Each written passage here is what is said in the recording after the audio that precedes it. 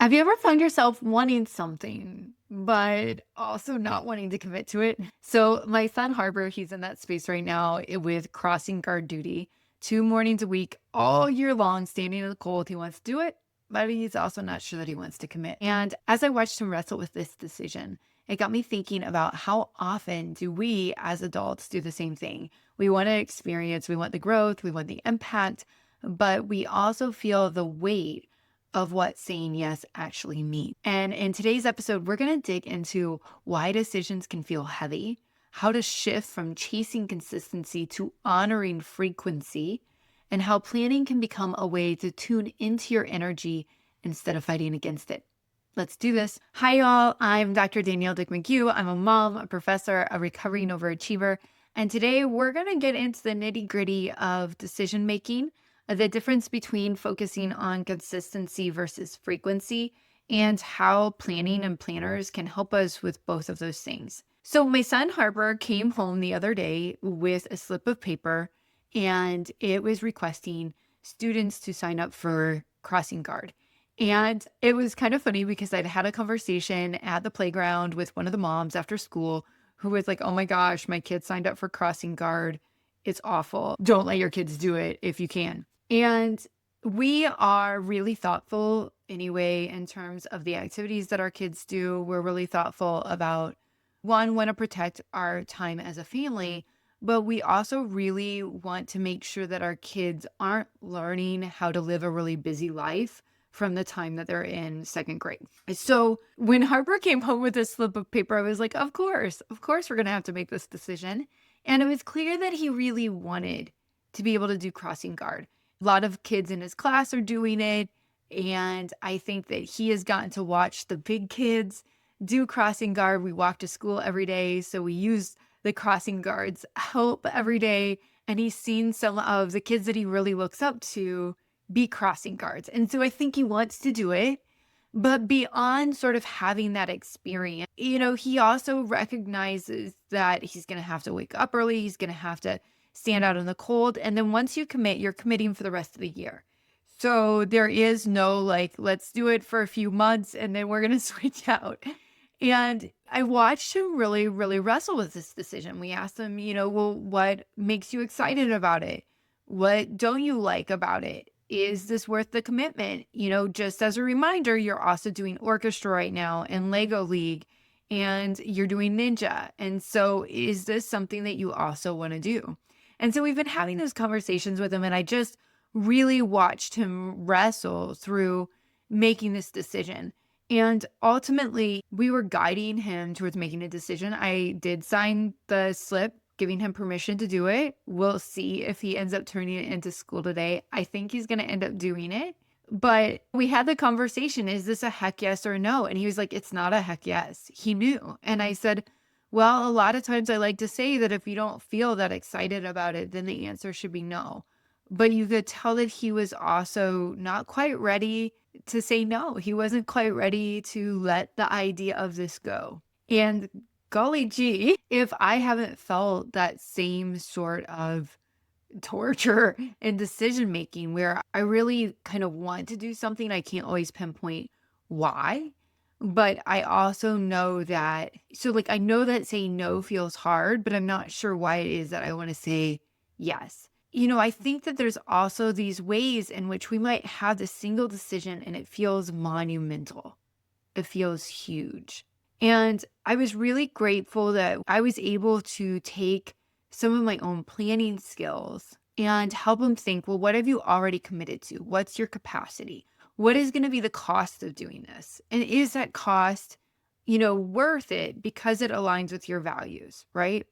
So one of the things that this reminded me of is that a lot of times we can think about decisions as one and done. And that can be a bit of a myth, right? That a lot of times it's not just making a decision once, that when we commit, it's actually these patterns of small recommitments that happen over and over and over again. So, Harper understood that when he makes this decision, it's not just about saying yes today, but it's choosing this frequency, this twice a week, every week that he's saying yes. And I think that reminding ourselves that, I think it's Kinder Adachi with the lazy genius that says, decide once. But even when we decide once, we have to do that with the acknowledgement that there are these patterns of small recommitments that have to happen under the decision of decide once. And how do we use our planning skills to see and honor the frequencies by tracking these patterns and not just the outcomes? The other thing that I've really been thinking about is there is a woman that I follow on Instagram. Her name is Karen Norden. I was really fascinated by her because she has a background that is markedly like my own. So she competed on a speech team in college. She has a PhD in, I believe hers is in health communication. She describes herself as a PhD in behavior change, but it's really health communication that her degree's in. And I was able to take actually a lot of health communication courses as part of my own PhD work through both health anthropology. So I was getting a cultural anthropology graduate minor. And so I took some anthropological health, which was really fascinating, by the way. And then a couple of health comm classes as part of that. And because she has this background in behavior changes, how she describes it, because that is a lot of what might happen in health work is how do you get people to change their behaviors so that they can live a healthier life? And she is really critical of consistency. And she says that when we try to be consistent, that feels kind of elusive to many of us. And I love that because even when I do talk about consistency, I always want people to name what does being consistent mean for you with the particular behavior that you are trying to be consistent with. So for example, if you want to start exercising consistently, well, how many times a week is consistent? Does that mean every single day? Does that mean 3 to 5 days a week? Like, what does consistency mean? And so she actually uses frequency as a way to guide that instead of consistency. So how do you show up with frequency that fits your life stage and capacity? So what's really interesting to me is in September, I've been working a bit on some health goals, perimenopause, y'all. I'm going to be 44 here soon.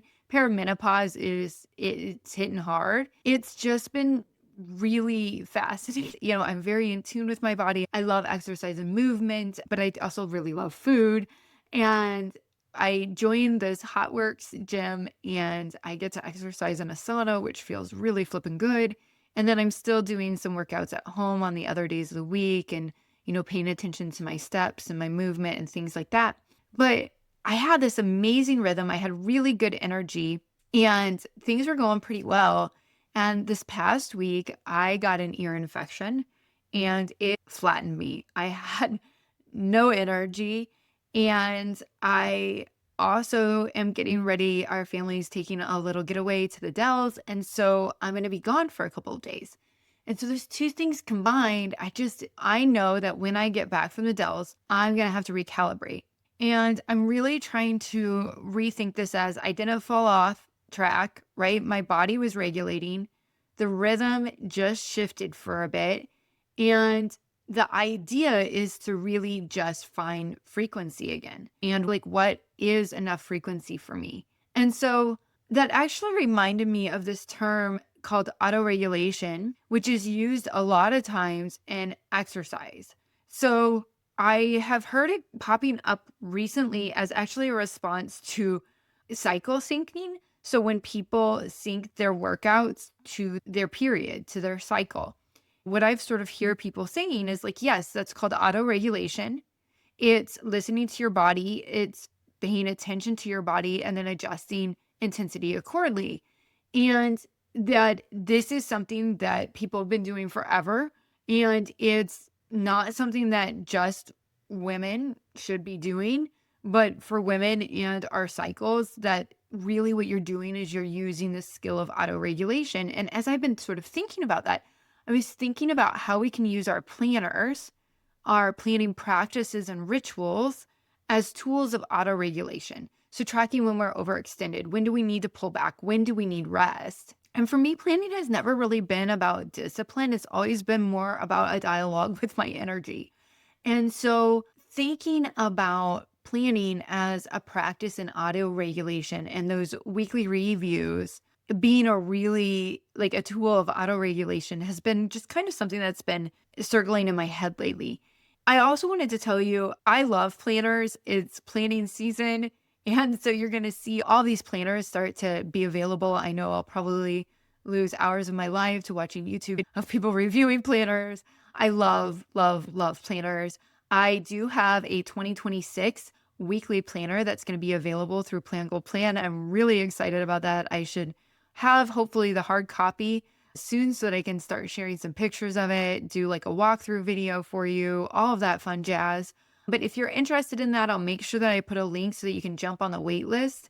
The other thing is, one thing that super helped me with this sort of concept of auto regulation and tracking when I am overextended, when do I need to pull back, when do I need rest, all of those things, making those adjustments has really been done using my Sense of Possibilities planner and journal. And it's a little bit different than a regular planner.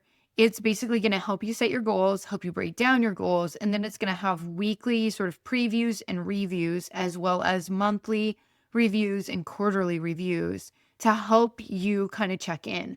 And I find that those review sessions are really, really, really important for me being in dialogue and communication with myself and my energy, and then trying to do my best to make sure that my calendar is designed to meet the needs of my life in that moment. But also, how do I think through things like exercise and what is the right amount of frequency for the moment that I'm in and the energy levels that I'm in? Or maybe I want to keep my frequency consistent, but I want to adjust my intensity in different places. So I'll have to update you on what Harper decides when it comes to him and crossing guard. And he left this morning and he still hadn't decided, but maybe that's the point, right? Sometimes clarity doesn't come before the decision. It just comes after we start showing up. And so I hope that today has got you thinking about auto regulation, maybe what the reframe from consistency to frequency feels like. And is that language that just maybe hits a little different for you and helps you out? What is your energy dialogue? And, do you need a gentle re-entry into some rhythm? I hope that if you're craving a planning system that honors your energy and your evolution, that you might go ahead and jump on the waitlist for the 2026 weekly planner, or you can already grab the Sense of Possibilities planner and journal. It's ready and raring to go.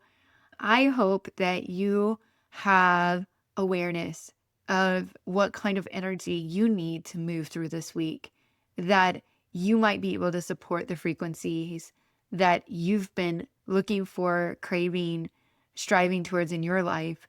And I wish for you gentle and joyful striving, that you might be bold, you might be balanced. And ultimately, I hope that you are well, friend. Until next time.